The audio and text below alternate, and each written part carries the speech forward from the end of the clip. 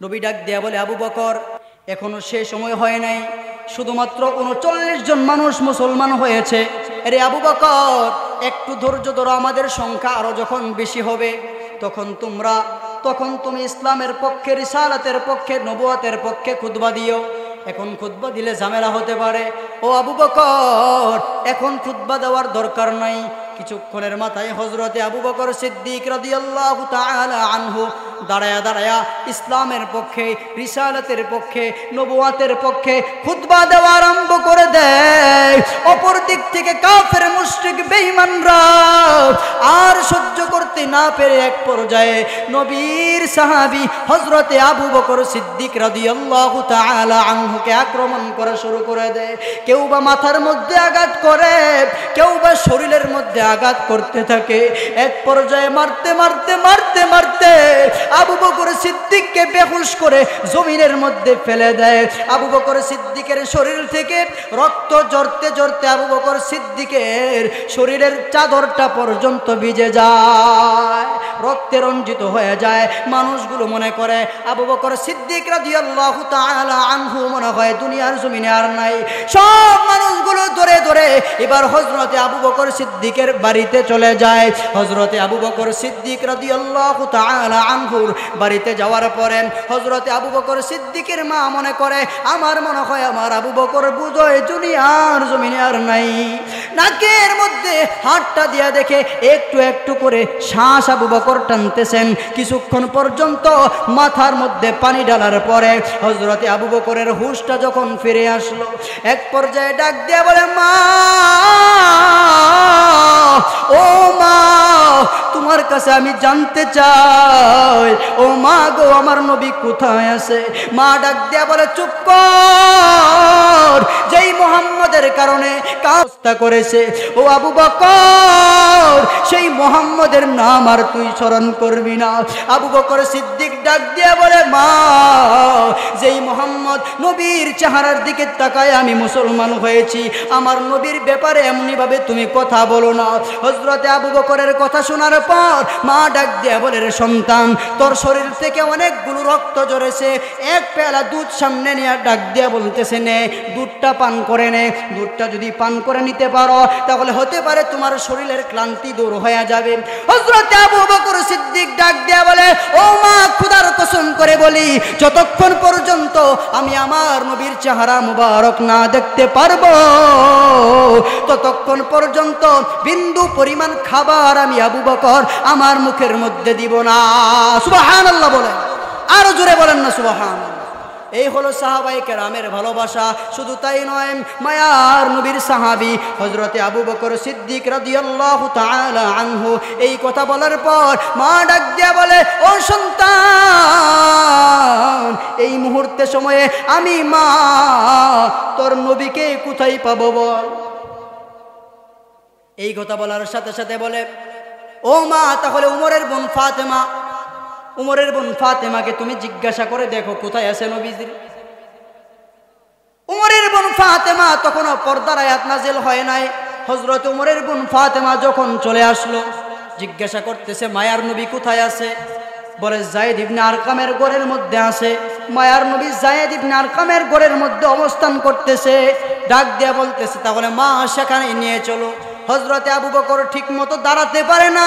মা এবার ডাক দিয়া বলতেছে, সন্তান, ঠিক মতো তুই চলাফেরা করতে পারো না, ও আবু বকর, এখন যাওয়ার দরকার নাই। সন্তান ডাক দিয়া বলে, মা, যতক্ষণ পর্যন্ত আমি আমার মায়ার নবীর চেহারা মুবারক না দেখতে পারবো, ও মা, আমার মন বলে আমি ততক্ষণ পর্যন্ত আমি আবু বকর সুস্থ হব না। মা এবার দাঁড়ায় গেলেন। যখন মা দাঁড়ায় গেলেন, সন্তান আবু বকর সিদ্দিকও দাঁড়ায় গেলেন। সন্তান আবু বকর সিদ্দিক মায়ের কাঁধের মধ্যে হাতটা রাখলেন।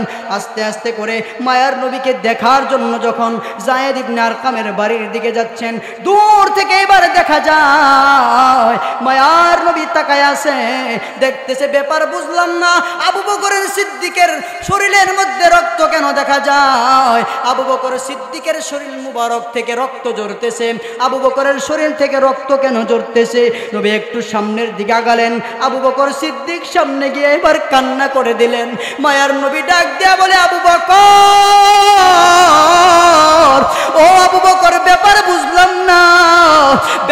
তোমার শরীরে রক্ত কেন দেখা যায়?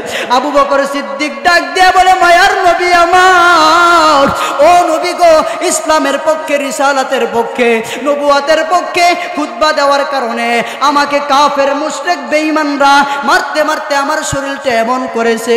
ও নবী আমার, আমাকে বেহুশ করে জমিনের মধ্যে ফেলে দিয়েছিল। আমার ভাইয়ারা আমাকে ধরে ধরে আমার মায়ের কাছে আনলো। আমার মা আমার মাথার মধ্যে পানি দেওয়ার পরে আমি একটু সুস্থ হয়েছি। ও নবী আমার, এখন আপনার চেহারা মুবারক দেখার কারণে আমার মনে হয় আমি আরো বেশি সুস্থ হয়ে গেছি। সুবহানাল্লাহ, আরো জোরে বলেন না সুবহানাল্লাহ। শুধু তাই নয়, মায়ার নবী এবার ডাক দিয়া বলতেছে, আবু বকর, তুমি আমাকে তুমি এতটুকু পরিমাণ ভালোবাসো? হযরতে আবু বকর সিদ্দিক ডাক দিয়া বলে, ও নবী আমার, আমি আপনাকে শুধু এতটুকুই ভালোবাসি না, আমি আবু বকর যদি আপনার জন্য আমার জীবন দিতে হয়, খোদার কসম করে বলি, আমি আবু বকর আপনার জন্য জীবনটা দিয়া দিতে প্রস্তুত আছি। সুবহানাল্লাহ বলেন। এই হলো সাহাবায়ে কেরামের ভালোবাসা। আর আপনার আমার ভালোবাসা কেমন? আপনি আমি নবীকে কেমন ভালোবাসি? ও বান্দা, এখনো সময় আছে। আল্লাহ যে বলেছেন, ইন কুনতুম তুহিব্বুনাল্লাহ ফাত্তাবিউনি ইউহিব্বুকুমুল্লাহ। ও নবী, আপনার উম্মতদেরকে বলে দিন, আপনার উম্মতরা যদি আমি আল্লাহর ভালোবাসা অর্জন করতে চায়, ডাইরেক্টলি ভালোবাসা হবে না, আপনি নবীকে অনুকরণ করাই লাগবে। ও নবী, আপনাকে অনুকরণ করে করে আমি আল্লাহর ভালোবাসা যদি আপনার উম্মতরা অর্জন করতে পারে, দুইটা পুরস্কার আমি দিয়ে দিব।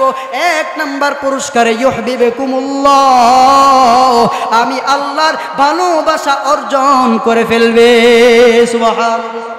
ও নবী, আপনার উম্মতরা যদি আপনাকে ভালোবেসে বেশে আমি আল্লাহর ভালোবাসা অর্জন করতে পারে, দুই নাম্বার পুরস্কার আমি আল্লাহ ঘোষণা দিয়ে দিলাম, ওয়াগফির লাকুম যুনুবাকুম, আমি আল্লাহ তোমাদের গুনাহগুলো মাফ করে দিব। সুবহানাল্লাহ। হাদিস বলছিলাম, ফাত্তাবিউনি ইউহিব্বুকুমুল্লাহ। আল্লাহ পাক রব্বুল আলামিন বলছেন, যদি আমি নবীকে তোমরা অনুসরণ করতে পারো তাহলে আল্লাহর ভালোবাসা অর্জন হয়ে যাবে। তো নবীকে আমরা কিভাবে ভালোবাসবো? নবীর সুন্নতকে ভালোবাসা লাগবে। হাদিস পড়ছিলাম, মান আহাব্বা সুন্নতি ফাকাদ আহাব্বানি ওয়া মান আহাব্বানি কানা মাই ফিল জান্নাহ। নবীজি বলেন, যেই ব্যক্তি আমি নবীকে ভালোবাসতে চায় সে যেন আমি নবীর সুন্নতকে ভালোবাসে। আর যে আমি নবীর সুন্নতকে ভালোবেসে আমি নবীকে ভালোবেসে ফেললো, কানা মাই ফিল জান্নাহ, কিয়ামতের ময়দানে জান্নাতে আমি নবীর সাথেই তারা অবস্থান করবে। সুবহানাল্লাহ।